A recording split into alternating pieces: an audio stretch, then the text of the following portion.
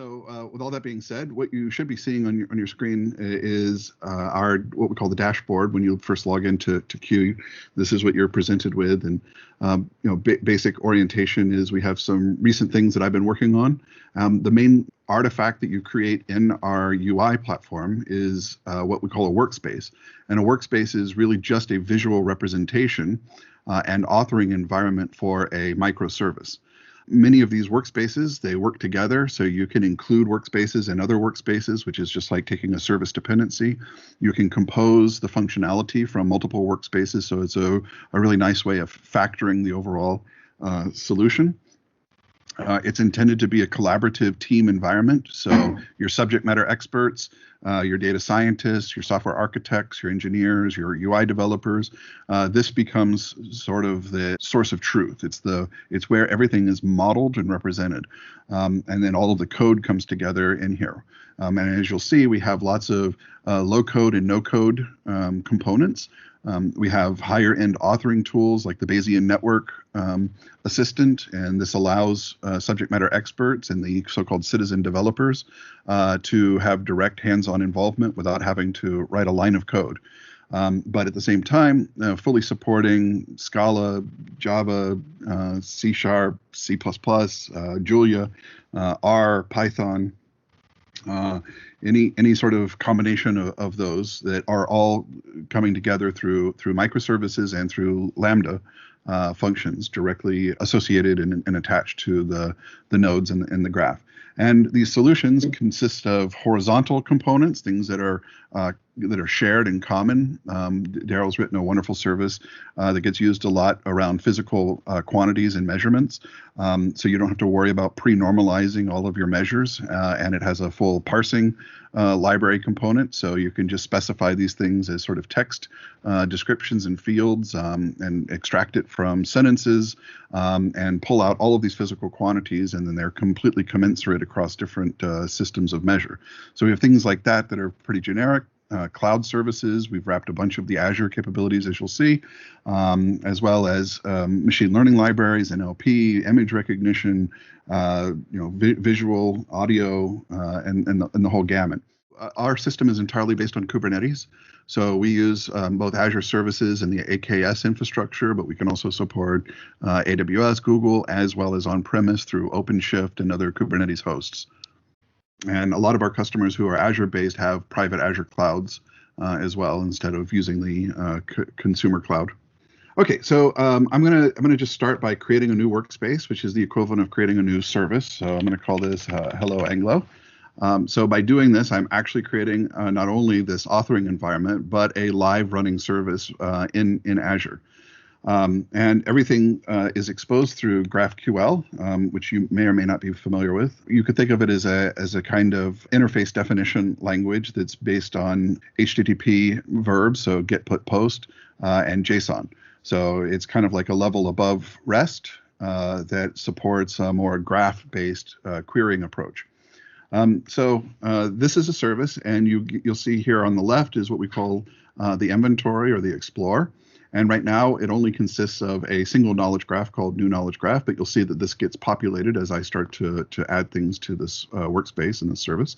On the right, I have a context panel. You'll see me use this to add information. I can change, the names and the thumbnails and things like this. I can indicate whether this is publicly available, meaning within the not necessarily public to the internet, but public to people who have access to this instance of Q. And some other advanced features, like I can make workspaces themselves into templates, so that when you want to create a new service that maybe is focused around doing natural language processing or image analysis or category theory, you can create these templates, and then those can be the foundation for new workspaces that your colleagues create. This area at the bottom is called the assistants, and we have a very extensible plugin model here for adding authoring, visualization, utilities, and so on. We have a full SDK. It makes it really easy to integrate with the entire UI.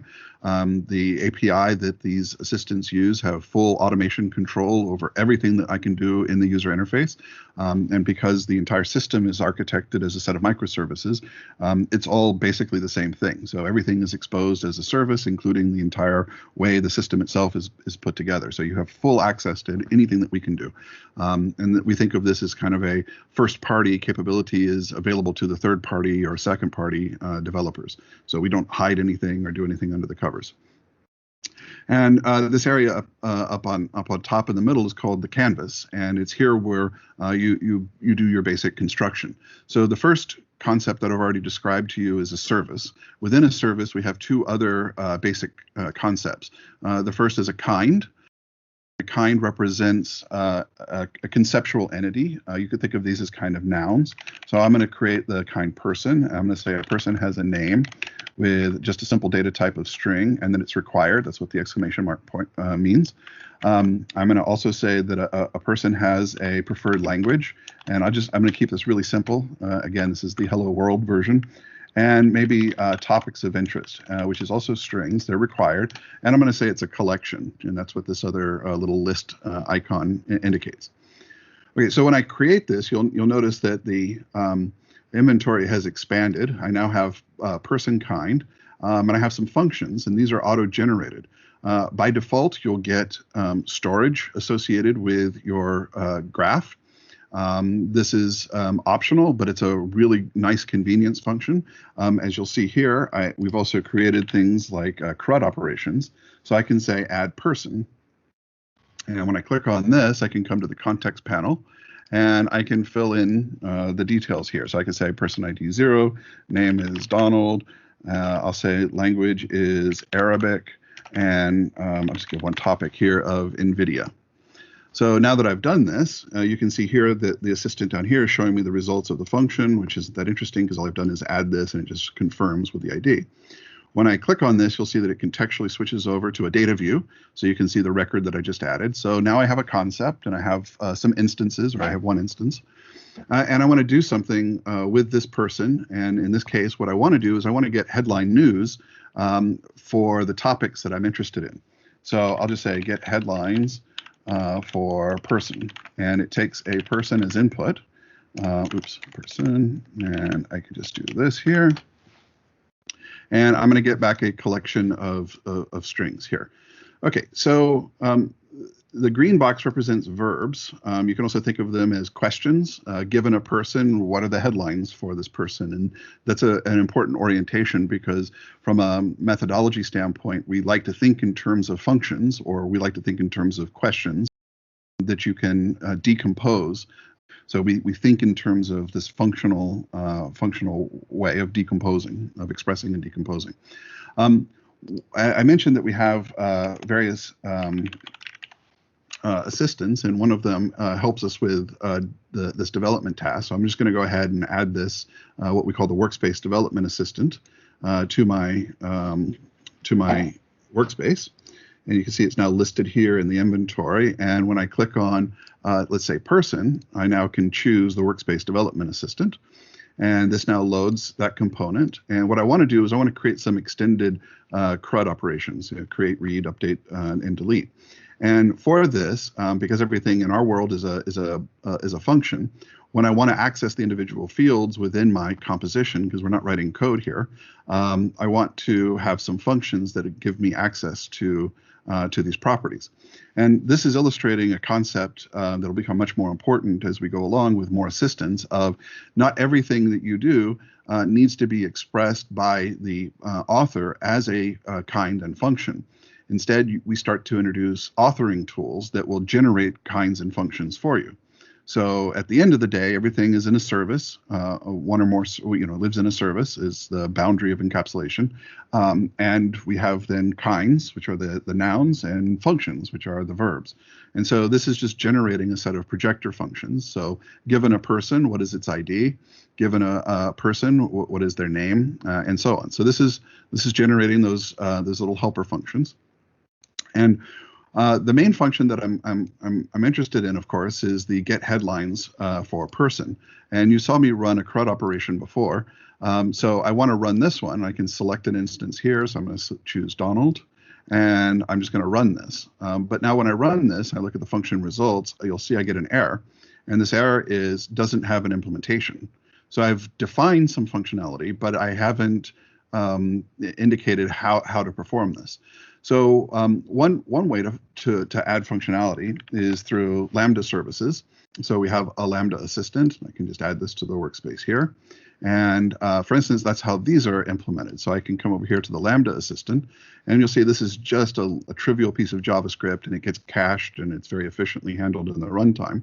But this is a nice way of adding functionality to your service under development without having to write a full Dockerized, containerized, deployed component, which of course you can do. And we have command line tools that generate the scaffolding for your project based on the language you're interested in, and support the automatic deployment and registration of that service into the Q ecosystem to make it available in these search results here that I'm doing, or through services tab, which I haven't shown you yet, but that's where all of these services live and can be browsed and discovered.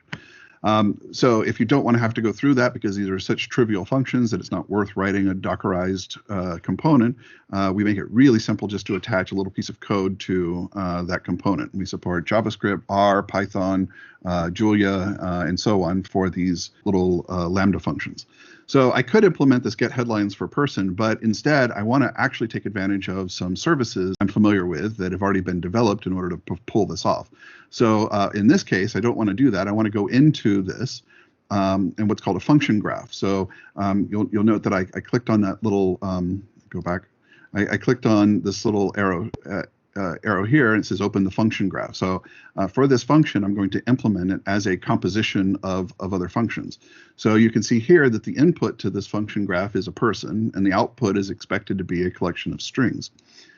So as I mentioned, I was already familiar with some services that we have, such as the New York Times.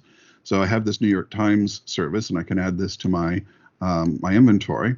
So what I want to do is I want to use this as part of the composition. So I have the person coming in, and I want terms, and I can wire the output here. But this is where that little projector function comes in, because I need to give it the terms, and I want the terms to be the topics that the person was interested in. So I'll drag this projector function out, and it takes a person as input, and we want the topics. So it'll give me this collection of topics here, and I like a tidy function graph. So now if I run this whole thing, which I can do by just selecting this input here, and remember I've already selected myself, sorry for the vanity. And now when I run this, I don't get an error anymore. Instead, I get the headlines for my topic, which was NVIDIA. But you'll also recall that I had language in here. And so we have project language from person.